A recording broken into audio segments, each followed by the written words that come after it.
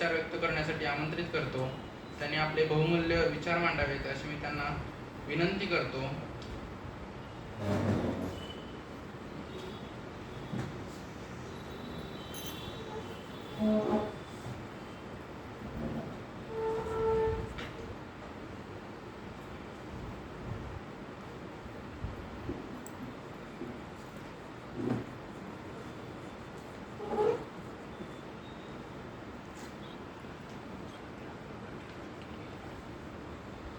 या देशातच नव्हे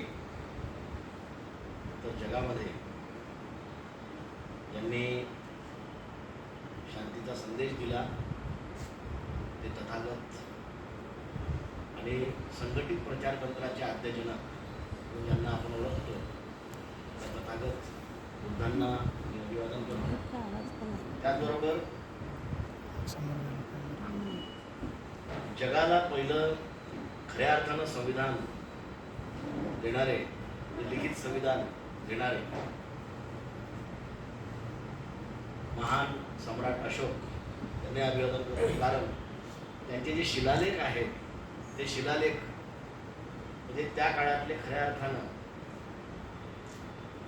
एक शासकीय आदेश होते आणि खऱ्या अर्थानं त्यांनी एका शिलालेखामध्ये असंही लिहिलं की मी काही नवीन काही करत नाही आहे किंवा फार काही मी कोणावर उपकार वगैरे काही करत नाही आहे, तर जे जगाकडून मी घेतो, जे जनतेकडून मी घेतो ते जनतेला मी परत करतो आहे. म्हणजे राजा असूनही ज्यांच्यामध्ये स्वतःला प्रतिनिधी, जनतेचा प्रतिनिधी मांडण्याची जी तीव्रता होती आणि जी महानता होती, जी उदारता होती, त्यामुळंच ते सम्राट असले, राजा असले तरी राजा असूनही त्यांनी लोकतंत्राची इथं पायाभरणी केली. आणि खऱ्या अर्थानं लोकतंत्राचा जो परिचय आहे, लोकशाहीचा परिचय आपल्याला तिथूनच झाला. म्हणून त्यांना पहिलं अभिवादन करतो. त्याचबरोबर या आपल्या भारतामध्ये ज्यांनी परिवर्तनवादी विचार मांडले आणि वेळोवेळी या देशातल्या लोकांना आपल्या हक्क अधिकाराची जाणीव करून दिली, समानतेचा संदेश दिला, मानवतेचा संदेश दिला, असे चक्रधर स्वामी असतील, विद्रोही संत कबीर असतील, संत रैदास असतील, संत तुकाराम महाराज, नामदेव महाराज, या सर्वच वारकरी आणि आमच्या या संतांच्या परंपरेमध्ये ज्यांनी खऱ्या अर्थानं समतेचा संदेश दिला, मी त्यांनाही अभिवादन करतो. आणि मध्ययुगीन भारतामध्ये पहिल्यांदा स्वराज्याचं भान देणाऱ्या राजमाता जिजाऊ आणि स्वराज्य स्थापन करणारे छत्रपती शिवाजी महाराज, तसेच त्या स्वराज्याचं त्याच ताकदीनं संरक्षण करणाऱ्या महाराणी ताराराणी आणि छत्रपती ताराराणी आणि संभाजी महाराज या मध्ययुगीन भारतातल्या आणि खास करून शोषित पीडितांना न्याय देणाऱ्या या महामानवांना मी अभिवादन करतो. आणि त्यानंतर आधुनिक भारतामध्ये खऱ्या अर्थानं आधुनिक भारताची जी संरचना आहे ती समानतावादी करण्याच्या अनुषंगानं आणि राष्ट्र या संकल्पनेचे जे जनक आहेत आधुनिक भारतामध्ये, तर ते आमचे राष्ट्रपिता ज्योतिबा फुले, राष्ट्रमाता सावित्रीबाई फुले, जननायक बिरसा मुंडा, राष्ट्रनायक राजर्षी शाहू महाराज, संविधान निर्माते डॉक्टर बाबासाहेब आंबेडकर, पेरियार रामास्वामी, अण्णाभाऊ साठे, गाडगे महाराज, अशा सर्वच या मानवतावादी महामानवांना मी अभिवादन करतो. आजच्या कार्यक्रमाचे अध्यक्ष तसेच या मंचावर उपस्थित असलेले माननीय झकीर हुसेन शेख साहेब, जे रिटायर्ड PSI आहेत. खरं म्हणजे अशा डिपार्टमेंटमध्ये असूनही त्यांची जी वैचारिकता आहे आणि त्यामुळंच त्यांना आपण इथं पाचारण केलेलं आहे आणि ते या विषयावर बोलणार आहेतच. म्हणजे इथं जो काही विषय उद्घाटनासह आपण प्रबोधनपर सत्र जे ठेवलेलं आहे तर त्यावर ते बोलणार आहेत, ते आदरणीय वक्ते. त्याचबरोबर प्राध्यापक डॉक्टर मीना गायकवाड मॅडम, आमचे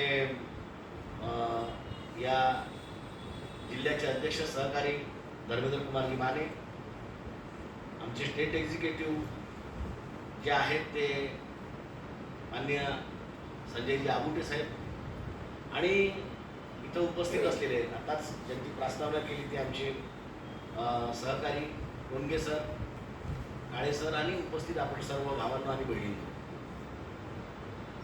आज त्याच्या प्रस्तावनेत या कार्यक्रमाची दिशा त्यांनी स्पष्ट केलेली आहे आणि मगाशी माननीय आदरणीय चव्हाण साहेबांनी, अध्यक्ष महोदयांनी सुद्धा इथं संदेश देताना या कार्यक्रमाची एक दिशा स्पष्ट केलेली आहे, आव्हान त्यांनी केलेलं आहे. हे BS4 म्हणजे भारतीय संविधान सन्मान सुरक्षा संवर्धन हे जे राष्ट्रव्यापी महाजनजागरण अभियान आहे, या जनजागरण अभियानाच्या अंतर्गत आपण जवळपास म्हणजे आता 18 राज्यांमध्ये आणि 200 जिल्ह्यांमध्ये आपण हे क्लस्टर कन्व्हेन्शन घेत आहोत. म्हणजे हे काही फक्त इथं एका जिल्ह्यात नाही आहे आणि त्यासाठी म्हणून आयोजकांचे मी आभार मानतो की त्यांनी या BS4 अभियानाला एक प्रकारचं लोकतंत्र आणि संविधानाच्या यशस्वीतेचा लोकमहोत्सव बनवलेला आहे. आणि हा लोकमहोत्सव यासाठी बनवलेला आहे की कारण आम्ही भारताचे लोक अशी संविधानाची सुरुवात आहे. म्हणजे संविधान हे एक प्रकारे या भारतातल्या लोकांनी लिहिलेलं आहे, त्या लोकांच्या भावना त्या संविधानामध्ये अंतर्भूत आहेत. आम्ही स्वतःलाच अधिनियमित केलेलं आहे आणि स्वतःलाच ते संविधान अर्पण केलेलं आहे.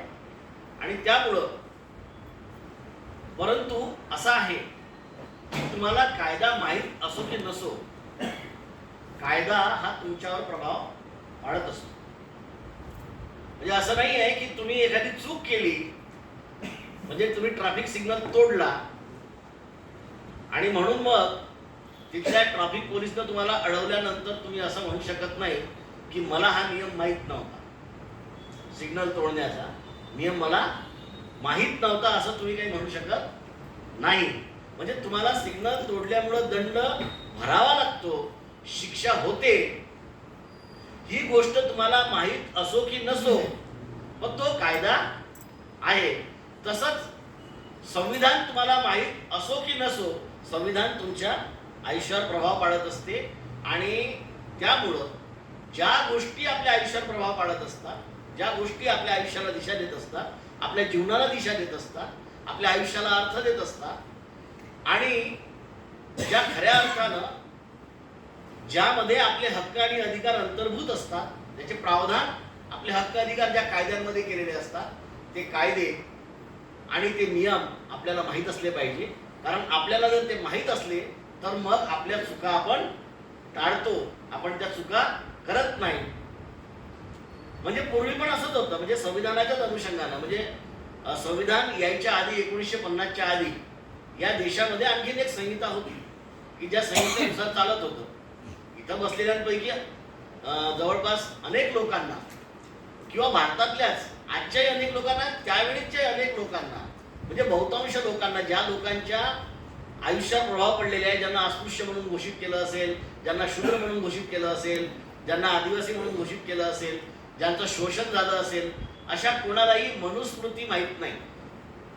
मनुस्मृतीचा कायदा त्यांना माहीत नव्हता. परंतु मनुस्मृतीच्या कायद्यानुसार त्यांच्यावर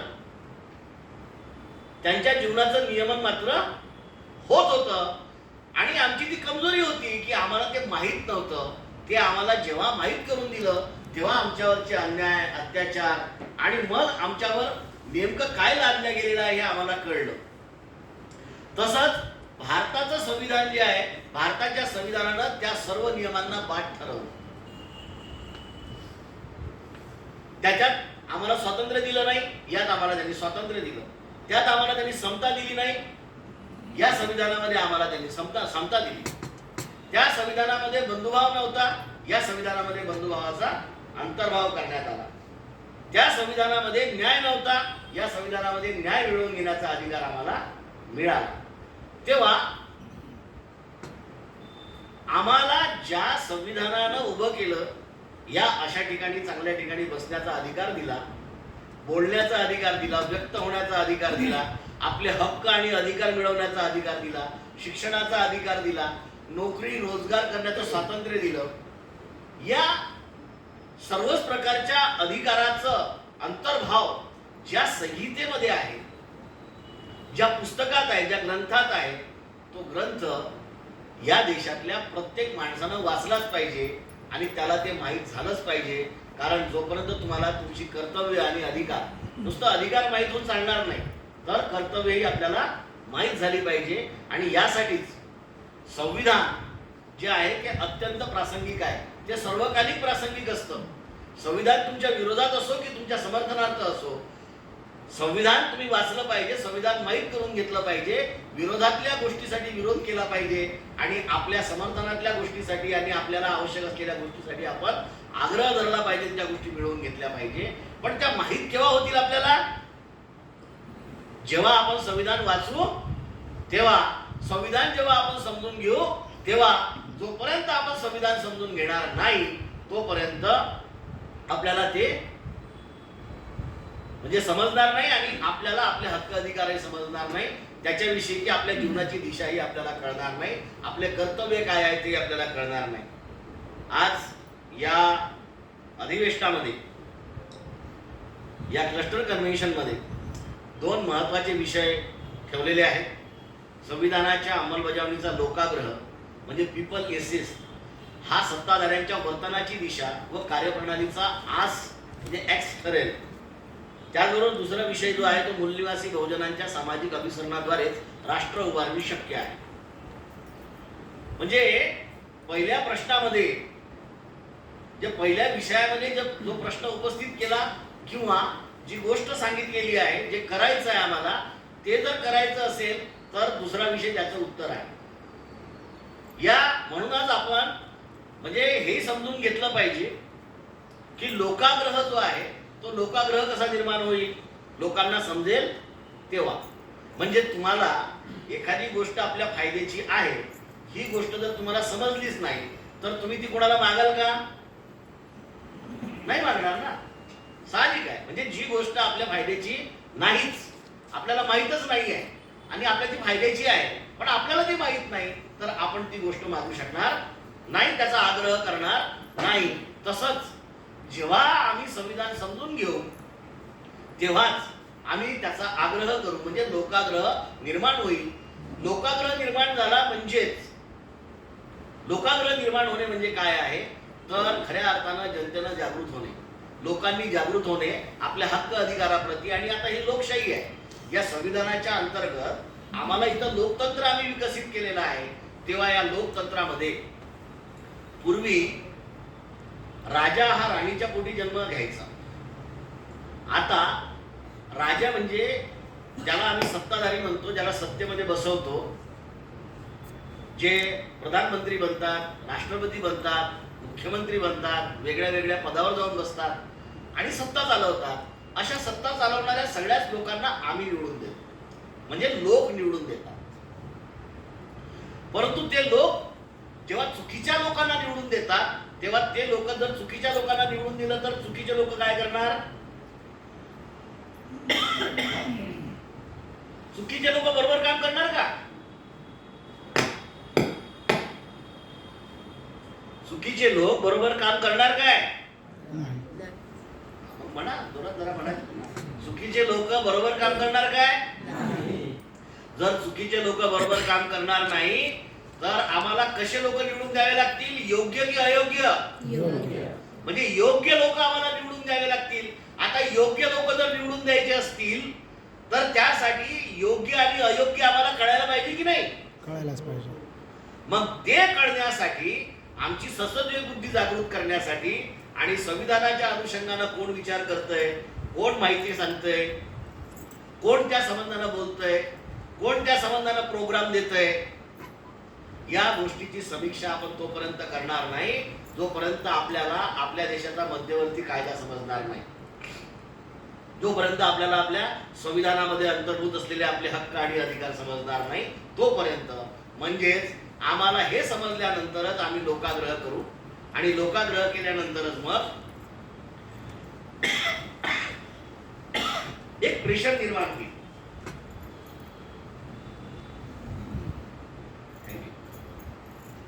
लोकाग्रह जेव्हा होईल आणि लोक जेव्हा योग्य लोकांना निवडून द्यायला लागतील तेव्हा सत्तेमध्ये जाणाऱ्या लोकांमध्ये एक प्रेशर निर्माण होईल. आणि ते प्रेशर निर्माण झालं म्हणजे कोणतं प्रेशर निर्माण होईल? ते जे प्रेशर त्यांच्यामध्ये निर्माण होईल तर त्या प्रेशरमुळं म्हणजे त्या प्रेशर म्हणजे नैतिक प्रेशर त्याला म्हणतो आपण, नैतिक दबाव. एक म्हणजे मॉरल म्हणजे याला म्हणजे कॉन्स्टिट्युशनल मोरॅलिटी म्हणतात, संवैधानिक नैतिकता. संवैधानिक नैतिकता तेव्हा निर्माण होते जेव्हा लोकांना संविधान कळते आणि लोक जेव्हा योग्य लोकांना निवडून द्यायला लागतात तेव्हा सत्ताधाऱ्यांवर आपोआपच एक नैतिक दबाव येतो, एक मॉरल प्रेशर येते आणि मग त्यांच्या वर्तनाची दिशा त्या दिशेनं जाते. आणि त्या दिशेनं ती गेल्यानंतर म्हणजे त्या दिशेनं जाणे म्हणजेच काय आहे तर मग त्यांच्या कार्यप्रणालीचा जो आस आहे, ऍक्स आहे, तो ऍक्स ठरणे आहे.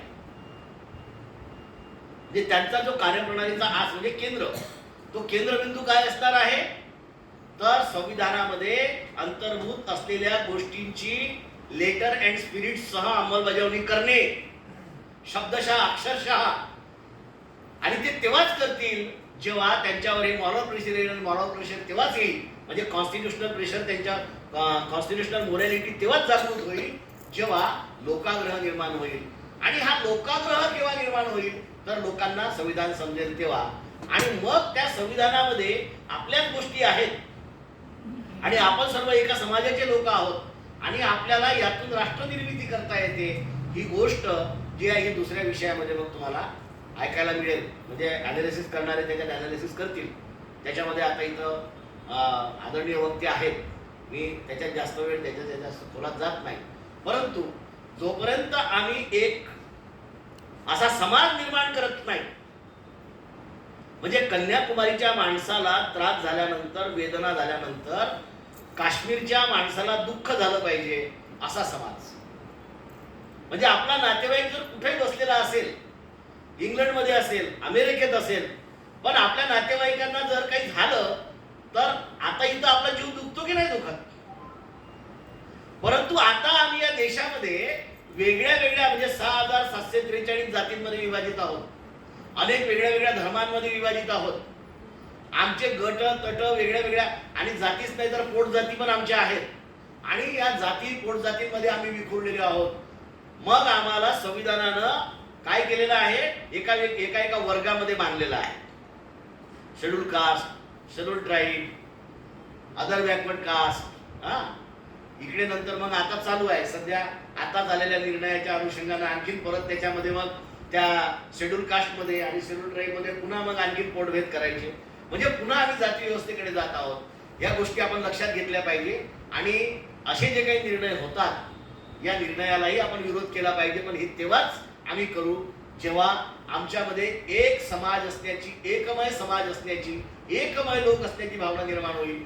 ही सार्वजनिक सत्यधर्मामध्ये 1885लाच जेव्हा सार्वजनिक सत्यधर्म हे पुस्तक राष्ट्रपिता ज्योतिबा फुलेंनी लिहिलं, त्या पुस्तकात ते लिहितात की 1758 जातींचा कडबोळ म्हणजे गठडी ही राष्ट्र म्हणजे एकमय लोक होऊ शकत नाही, म्हणजेच नेशन होऊ शकत नाही. एकमय लोक म्हणजे नेशन ही संकल्पना त्यांनी त्यावेळेस मांडली.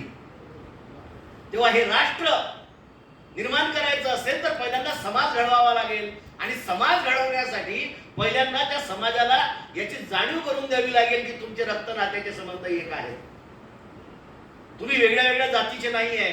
आणि त्यासाठी त्यांच्या मानसिक स्तरावर त्यांच्या म्हणजे आम्हाला त्यांच्या ज्याला आपण मेंटल स्टेटस म्हणतो त्या मेंटल स्टेटसला बदलावं लागेल. बाबासाहेब म्हणतात की जात ही एक मानसिक अवस्था आहे आणि ही जी मानसिक अवस्था आहे, कारण खरं म्हणजे मी असं सांगेन की म्हणजे बुद्ध सुद्धा सांगायचे त्या काळात की माणसांमध्ये जाती नसतात, जाती ह्या वनस्पती आणि पशु पक्ष्यांमध्ये असतात. आणि जातीसाठी इंग्रजी शब्द कोणता आहे, स्पेसिस. कास्ट या शब्दाचा डिक्शनरी मिनिंग व्यवसाय आहे. कास्ट म्हणजे व्यवसाय. तुम्हाला जेव्हा कास्ट सर्टिफिकेट मिळतं तर ते तुमच्या व्यवसायाचं सर्टिफिकेट मिळतं. कास्टचा डिक्शनरी मिनिंग तुम्ही कधी जा. कास्ट म्हणजे भूमिका किंवा व्यवसाय. तुम्ही काही भूमिका करत होते, म्हणजे कोणी सुताराचं काम करत होतं, कोणी लोहाराचं काम करत होतं, कोणी. आणि एक काळ होता की रोटी बेटी व्यवहार या सर्व व्यावसायिक लोकांमध्ये आतमध्ये होत होती. यांचे सिंगल कास्ट विलेजेस होते. म्हणजे सिंगल कास्ट विलेज म्हणजे एक व्यवसायिक शहर त्यांचे असायचे आणि यांच्या आपसामध्ये रोटी बेटी व्यवहार सर्व व्हायचे. बेटी व्यवहार पण होत होते. त्यांच्यामध्ये ती जाती नव्हत्या, तर हे सगळे व्यवसाय होते. या व्यवसायाच्या नंतर जाती झाल्या. आणि म्हणूनच आपण इथून पुढे प्रचार करताना हे म्हटलं पाहिजे की जर तू माणूस असशील तर तुझी जात नाही, माणूस असशील तर तुझी काय नाही, जात नाही. आणि जात असेल तर तू माणूस नाही. कारण जाती या केवळ कोणामध्ये असतात? वनस्पती आणि पशुपक्ष्यांमध्ये असतात. वनस्पती आणि प्राण्यांमध्ये त्याला स्पेसीज म्हणतात, जातीला स्पेसीज म्हणतात. आणि जात हा शब्द कसा पाली भाषेकडे गेलं की मग नंतर तिथं जात म्हणजे जन्म होतो, तो भाग वेगळा आहे. मी त्याच्यात घुसणार नाही आणखी, ते अनालिसिस वेगळा आहे. परंतु आजचा संदर्भ जो आहे जातीचा, तर तो म्हणजे बाबासाहेब पुन्हा असं म्हणतात की प्रत्येक जात ही स्वतंत्र राष्ट्र आहे आणि एक जात दुसऱ्या जातीशी, एक राष्ट्र ज्याप्रमाणे दुसऱ्या राष्ट्राशी संवाद करते, संपर्क साधते, त्या पद्धतीनं एक जात दुसऱ्या जातीशी व्यवहार करते, संवाद संपर्क साधते. म्हणजे दोन जातींमध्ये जे आहे ते राष्ट्रांसारखे करार होतात, ते माणसांसारखे करार होत नाहीत. तेव्हा माणसांचा एक समाज असतो. आमच्या देशामध्ये अजून समाज निर्माण झालेला नाही आहे. आणि म्हणूनच जवळपास 1978 पासून जी भामसेपची स्थापना झाली, तर भामसेपनी त्यांच्या नावातच खरं म्हणजे backward and minorities communities employees federation असं लिहिलं आणि त्याला बहुजन हा कन्सेप्ट दिला. पुढे मूलनिवासी बहुजन असा कन्सेप्ट दिला. तेव्हा हे या देशाचे मूलनिवासी आहेत, इनहॅबिटंट आहेत, हे इथले मूळचे रहिवासी आहेत. कोण कोण? SC ST OBC आणि या देशामध्ये आणि यांच्यामधून धर्मपरिवर्तित झालेले अल्पसंख्याक म्हणजे मुस्लिम, शीख, ईसाई जे काही आहेत, हे सर्वच्या सर्व जे आहेत 85 ते 90% हे लोक जे आहेत हे मूलनिवासी आहेत. आणि हेच प्रताडित आहेत, हेच शोषित आहेत. जर दारिद्र्य रेषेचा आकडा काढला तर दारिद्र्य रेषेखाली सुद्धा हेच लोक आहेत. म्हणजे उच्चवर्णीय लोक दारिद्र्य रेषेखाली तुम्हाला दिसत नाहीत. तेव्हा शोषणही यांचंच होतं, प्रताडणाही यांचीच होते. तेव्हा जर आम्हाला प्रताडणा थांबवायची असेल तर आम्हाला एक समाज म्हणून निर्माण व्हावं लागेल आणि त्यासाठी जाती व्यवस्था नष्ट करावी लागेल. जाती व्यवस्था नष्ट करण्यासाठी जे जे आवश्यक असेल ते सगळं आम्ही केलं पाहिजे. त्यासाठी संविधानाचा आधार घेतला पाहिजे. संविधानामध्ये हे सर्व प्रोग्राम दिलेले आहेत. ते कसे कसे दिलेले आहेत ते आणखी आदरणीय वक्ते सांगतील पुढे तुम्हाला. मला फक्त काही एक म्हणजे उद्घाटनाच्या अनुषंगानं मला जी काही एक म्हणजे माझं जे काही मनोगत आहे ते इथं मला मांडायचं होतं. त्या अनुषंगानं मी म्हणेल की जोपर्यंत आपण एक असा समाज घडवत नाही तोपर्यंत आम्हाला एकमेकांची दुःख एकमेकांची वाटणार नाही, स्वतःची वाटणार नाही. आणि तोपर्यंत आम्ही खऱ्या अर्थानं अशा एकतेनं समानतेनं आम्ही काम करणार नाही आणि मग त्यातून लोकाग्रह निर्माण होणार नाही. मग वर्तनाची सत्ता झाली, त्या वर्तनाची दिशा आम्हाला विसरावी लागेल आणि त्यांच्या कार्यप्रणालीचा आस हा लोकहिताचा असण्याचंही आम्हाला विसरावं लागेल. जर आम्हाला हे सर्व घडवायचं असेल तर आम्हाला संविधानामध्ये अंतर्भूत असलेल्या ज्या काही गोष्टी आहेत, संविधानानं समाज निर्मितीचा पाया घातलेला आहे, त्या पायावर आपण आपल्या समाजाची इमारत उभी करूया. त्या समाजाची इमारत उभी केल्यानंतर एका म्हणजे शांततामय सहजीवनाचा उपासक असलेला समाज घडवूया. तो समाज घडवल्यानंतरच मग खऱ्या अर्थानं आपण एक साधन संपन्न आणि समृद्ध राष्ट्र घडवू शकतो. तेव्हा या राष्ट्र घडवण्याच्या दिशेनं आपण वाटचाल करण्याच्या अनुषंगानं या क्लस्टर अधिवेशनाच्या निमित्तानं जो लोकतंत्र आणि संविधानाच्या यशस्वीचा लोकमहोत्सव आहे, या लोकमहोत्सवामध्ये तन मन धनानं आपण सामील होऊया. इथून पुढे इथून संदेश घेऊन, या कार्यक्रमातून संदेश घेऊन आपण आजपासूनच आपल्या समाजाला घडवण्याचं काम करूया आणि आपल्या जातीजातींमधलं अंतर कमी करून आपण एकमय असा समाज, एकमय असे लोक, एक राष्ट्र घडवण्याचा संकल्प करूया. मी आज या ठिकाणी या BS4 भारतीय संविधान सन्मान, सुरक्षा आणि संवर्धन या अनुषंगानं हा जो लोक महोत्सवाचा कार्यक्रम आहे, क्लस्टर अधिवेशन, या अधिवेशनाचं म्हणजे लिगली उद्घाटन झाल्याचं जाहीर करतो आणि इथेच थांबतो. जय भीम, जय मूल्यवासी, जय भारत, जय संविधान.